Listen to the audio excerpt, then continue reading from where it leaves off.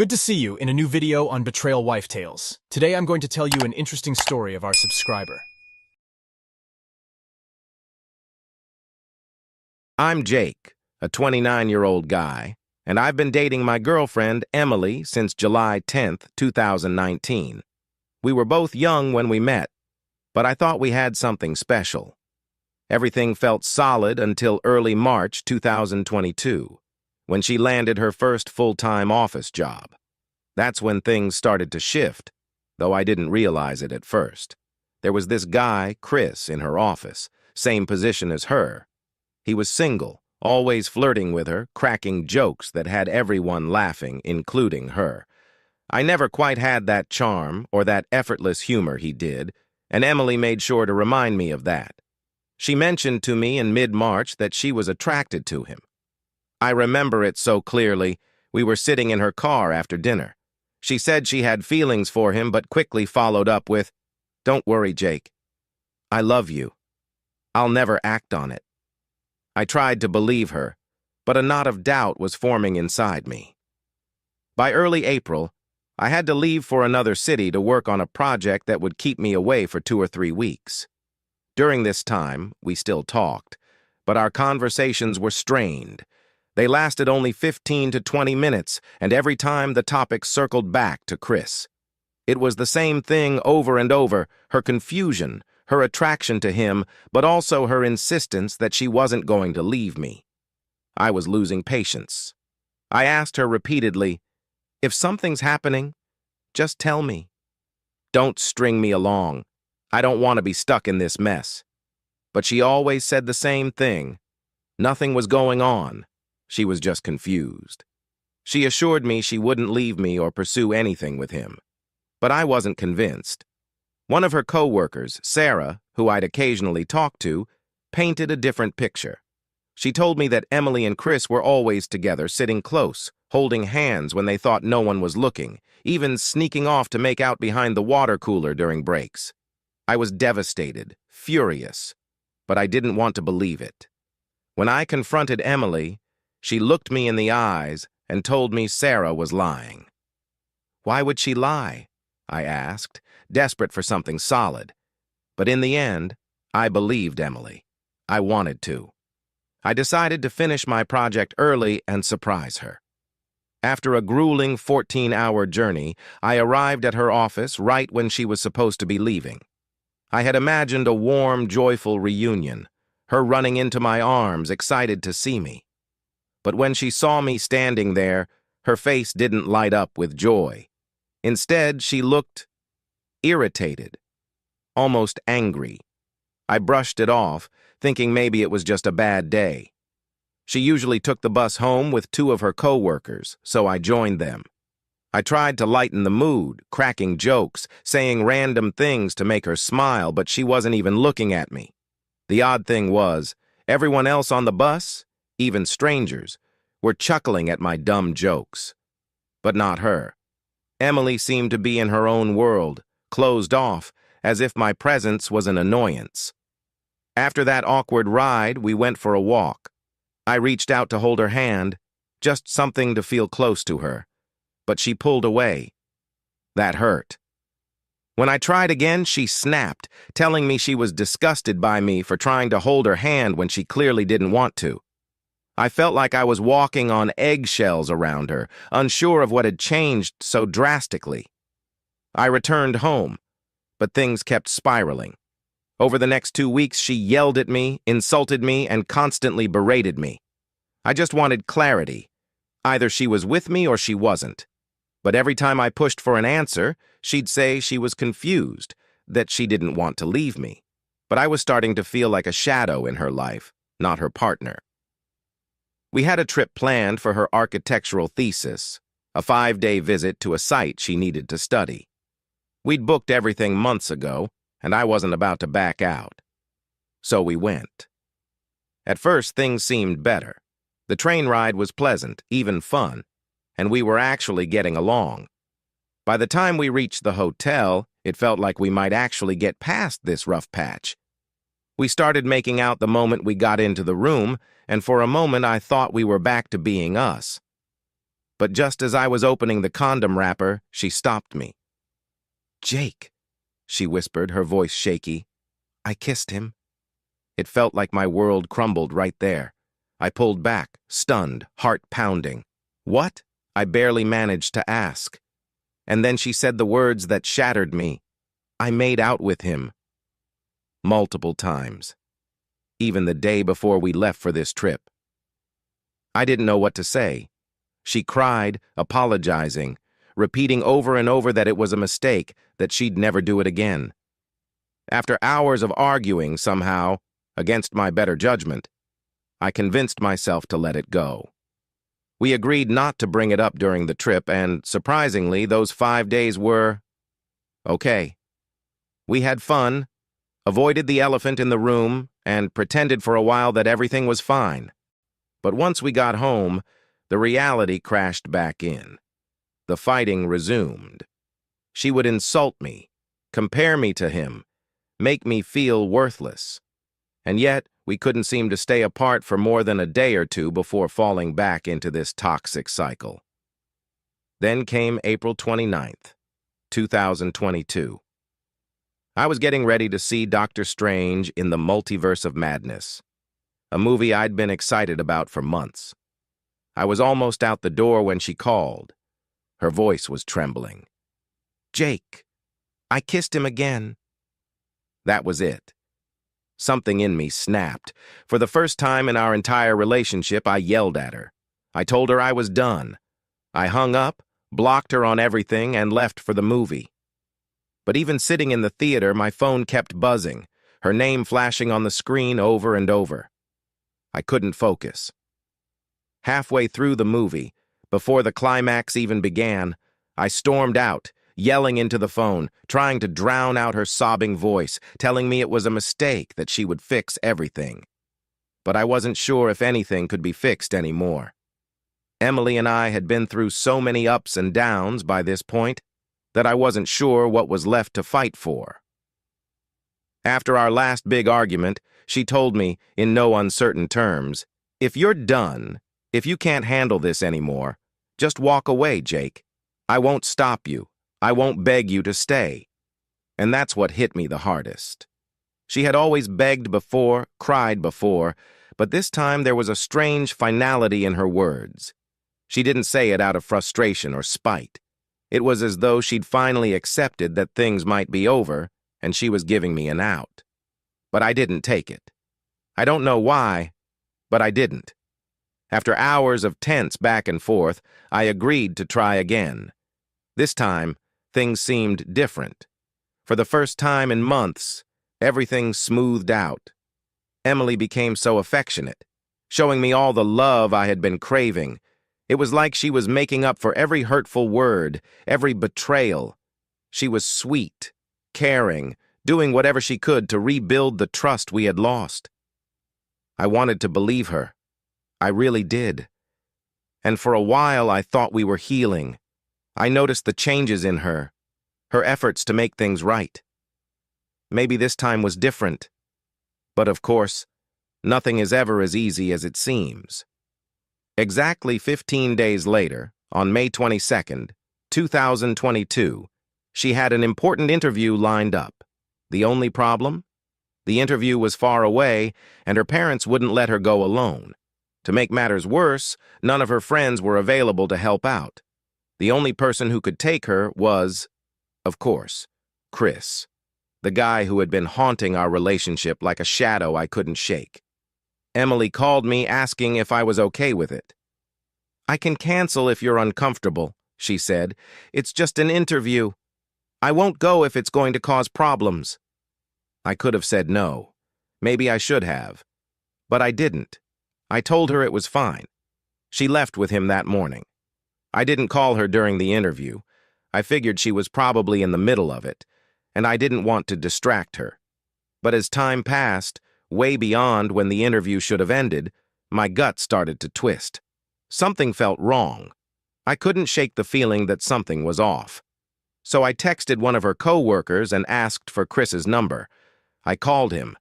When he picked up, I got the answer I had been dreading. The interview had ended over an hour ago, and the two of them were at KFC casually grabbing lunch. My stomach sank. I called Emily next. She answered, but the conversation was brief, just 5 minutes. She didn't sound like herself, but I chalked it up to nerves from the interview. Still, something about the way she said goodbye, that hurried tone in her voice, gnawed at me. That night when she got home, we talked on the phone again. She told me Chris had dropped her off, and that was that. It seemed like nothing, but the unease I felt wouldn't go away. Fast forward to today, June 15th, 2024. It had been 2 years since all of that happened, and somehow, we had managed to build a peaceful life together again. I'd convinced myself that maybe, just maybe, we were finally past everything. That was until Emily blindsided me with a question. "Would it matter if I told you something I haven't told you before?" she asked, her voice oddly calm. "What do you mean?" "What haven't you told me?" I asked, my pulse already quickening. "It's about Chris." I could feel the blood drain from my face. "What?" I said, my voice rising, already furious. She hesitated for a moment, and then, with the same cold honesty that had gutted me time and again, she confessed. "When he dropped me off that day, 2 years ago, we went upstairs. And we made out. It was in the heat of the moment." The heat of the moment? What the hell is it with her and this so-called heat of the moment? My blood was boiling, my heart racing, and all I could think was that this wasn't some slip-up or accident. She wanted it. She let it happen. "And now you're telling me this? After 2 years?" I shouted. My voice was trembling, my hands shaking. She tried to explain, saying she felt guilty, and that's why she was finally confessing. "Jake, it was so long ago. Why does it even matter now? We've moved past this, haven't we? It's been 2 years. 2 years. 2 years I had been trying to trust her, trying to rebuild something that had already been shattered. I couldn't believe what I was hearing. The betrayal wasn't just in the act itself, it was in the deceit, the fact that she had kept this from me for so long, pretending everything was fine. "It's about trust, Emily. Trust. And you broke that again." I was shaking with anger, my voice raw. She didn't get it. She never did. All she said was that she couldn't see why it mattered now. But it mattered to me. It was always going to matter to me. I couldn't talk to her anymore. I needed space. I told her not to contact me, not to poke at this wound any further. And you know what she did? She blocked me. Now here I am, wondering how the hell we got here and what I'm supposed to do next. Do I keep fighting for something that feels broken beyond repair? Or do I finally walk away like I should have done a long time ago? Good to see you in a new video on Betrayal Wife Tales. Today I'm going to tell you an interesting story of our subscriber. My wife Emily and I met online about 10 years ago, back when dating apps were just starting to become the norm. We hit it off almost immediately, like we'd known each other for years rather than days. Fast forward 8 years, and here we are, married with 2 young children, a house of our own, and the kind of bond I'd always hoped to find, but never thought was possible. Before meeting her, neither of us had really had any serious, long-term relationships. Sure, we dated, but nothing that came close to what we have now. We're partners in every sense of the word. We've faced challenges like everyone else, but we've always worked through them, especially when it came to our finances, which was a rough spot for us in the beginning. But we communicate. We're a team, one unit, and we always have each other's backs. Or at least, that's how it felt, until recently. Here's the thing about Emily. She's always been clear about being straight, and I've never questioned that. But her style, her vibe, it has this kind of, I don't know, it gives off an energy. People might look at her and think she's into women, but that never bothered me. It's just how she is. She's confident, edgy, doesn't fit into any neat box. I love that about her. But Emily has this habit of pushing the limits when it comes to joking around, especially at work. Her workplace is like a free-for-all when it comes to humor. Lots of inappropriate jokes, even stuff of a sexual nature, the kind of banter that would get me fired on the spot if I ever tried it at my job. But for her, it's just how things are in that environment. I've always trusted her. Never gave it a second thought. That is, until she met someone new at work a few weeks ago. Her name is Rachel. From the moment Rachel came into the picture, I couldn't stop hearing about her. Rachel's hilarious, Emily would say, or, you know, Rachel's kid is in our son's class at school, or, Rachel just sent me the funniest message, she's so cool. It was Rachel this, Rachel that. Over time, I found out Rachel's married, to another woman no less, and they have at least one kid together. On the surface, it seemed harmless. Rachel was just a new friend, right? But something about the way Emily lit up when she talked about her, how often Rachel came up in conversation, it started gnawing at me. Last night, Emily was working late and I was home alone with the kids. I went to plug in the iPad to charge, which is connected to her phone, so her messages pop up there too. I didn't think much of it until I saw a notification from an unknown number. The message wasn't the usual playful banter I'd seen before. This one was different. It was emotional. Whoever this was, they were gushing about Emily, her personality, her looks, like they were seeing her through rose-colored glasses. My gut twisted. This didn't feel like a joke. I tried to brush it off, but curiosity got the better of me. I opened the thread. What I found left me reeling. It was Rachel, of course. And they weren't just chatting. Something had happened between them. The messages hinted at a physical encounter earlier that day, something that made Emily set a boundary. But as I scrolled through, I saw that the conversation didn't end there. They were flirting, and Emily was the one asking if they could move that boundary. She even mentioned that she wished she had met Rachel before me or before we had kids. I felt my heart drop. I couldn't believe what I was reading. Was this really happening? I wasn't sure what to do, but I knew I needed proof, so I took pictures of the messages with my phone. I wasn't exactly tech-savvy enough to figure out how to send the screenshots from the iPad without Emily finding out.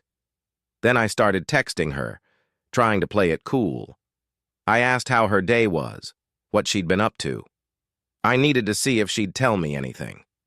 Slowly, bits and pieces came out. She admitted she'd spent the morning with Rachel, at our house, alone. They had talked about work issues, Rachel's marriage problems, stuff she never usually talked about with anyone, let alone someone she'd just met. Emily never invites people over without telling me. If she does, she's always excited and wants to share it with me. But this time, nothing. She hadn't mentioned a word about it until I asked. I couldn't take it anymore. The tension was suffocating. I decided to confront her. I texted, "I'm about to start asking some very real questions, and you better have a very good answer." I added that I'd charge the iPad for her when she got home. Almost instantly, I saw the iPad light up with her response, but then another message appeared. This time, to Rachel.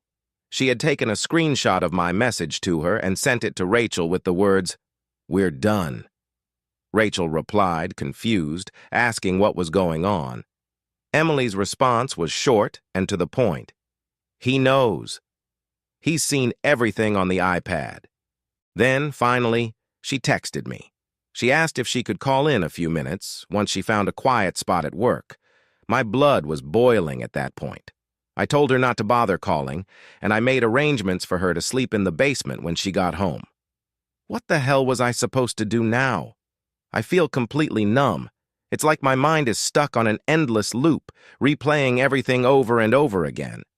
Last night, I didn't get a wink of sleep. How could I? My head was swirling with a million thoughts, questions, doubts, anger, sadness. None of it made any sense. How could this happen to us? To her? To our family? This morning, I finally sat down with Emily in the quiet hours before the kids woke up. The tension was suffocating. I told her that we need to face this head-on, that this isn't something we can sweep under the rug. I suggested marriage counseling because, honestly, I don't know how to fix this on my own. We need help. someone who knows how to navigate this kind of mess. I asked her the question that had been eating away at me. Why? Why did she do this? She had no answer. Nothing. She sat there staring at her hands, mumbling things like, "I don't know," and "It wasn't you. It's not anything you did." She swore up and down that she's happy with her life, happy with me, and yet she couldn't explain why she crossed that line. She told me they only kissed, nothing more. But I know from those messages that she was pushing for more, even if she won't admit it.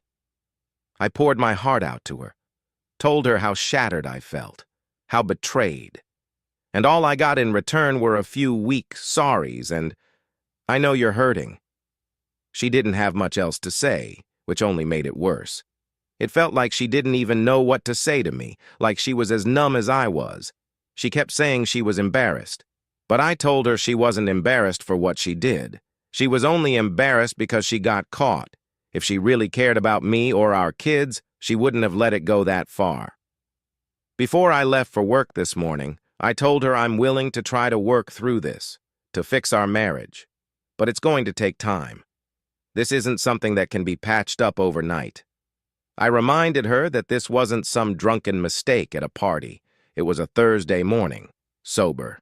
She invited Rachel over minutes after dropping the kids off at school. And after everything, we'd just been intimate that morning.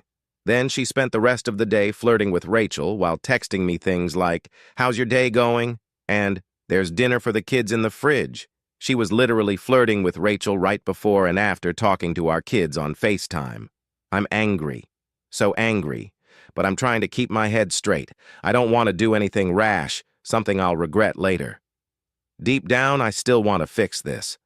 I'm just not sure how. I've already told her we're going to counseling. I told her she needs to get an STD test and that this joking around at work needs to stop. She's promised me she's cut off contact with Rachel, outside of professional work interactions. But honestly, how am I supposed to trust that? I haven't told her I've got photos of their messages. She only knows I saw them on the iPad. For now, I'm making her sleep in the basement. But is this even salvageable? Am I fooling myself? Should I just blow it all up and go scorched earth? I don't want to do that to the kids. It's not fair to them, and they deserve better than a bitter, broken home. Part of me wonders if something is wrong with her. A tumor? A chemical imbalance? Something that explains why she'd do something so out of character. This came out of nowhere, and she seems as confused as I am about why she did it. All she says is that she got curious. But that's not enough for me. I'm also torn about whether I should reach out to Rachel's wife. Part of me thinks she deserves to know, but another part of me doesn't want to bring even more chaos into this. Should I push Emily to come clean to Rachel's wife? Or should I just let it go? Emily's got another late shift tonight, and I'm at work now. We probably won't even see each other again until tomorrow morning. The worst part? We've got a weekend full of kids' birthday parties to get through. I don't know how we're going to pretend everything's fine, but we'll have to. I don't want anyone else to know yet, not until I figure out what the hell to do.